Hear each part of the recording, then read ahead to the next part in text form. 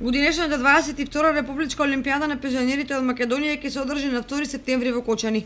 Се очекува да се надпреваруваат над 500 пензионери од 40 пензионерски здруженија во 11 дисциплини.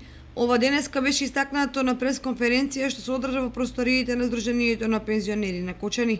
Оваа година Организациониот одбор на Сојузот на Сдруженија на пензионери на Македонија одлучи да домаќин на овие 22 поред спортски надпревари во финалната изведба биде во Кочани и Сдруженијето на пензионери од Кочани да биде домаќин.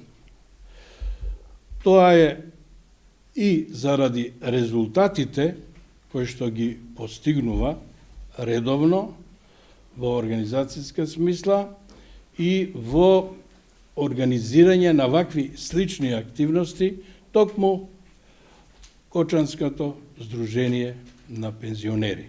Домаќин на годинешните спортски игри е Сдруженијето на пензионери. За текот на организацијата претседателот Ѓорги Серафимов истакна. А оставени се ни сите услови што ги пружа стадионот и неговите помошни простории на располагање. Другиот подпредседател имаше господина за право прилика тоа да го види денеска, така да во тие не само теренот, него во внатрешноста на просториите ќе се одржи надпревар во Пикадо, а исто така во 2-3 канцеларии ќе се одржат и административните услуги за извршување на работите на овој турнир, на ова првенство.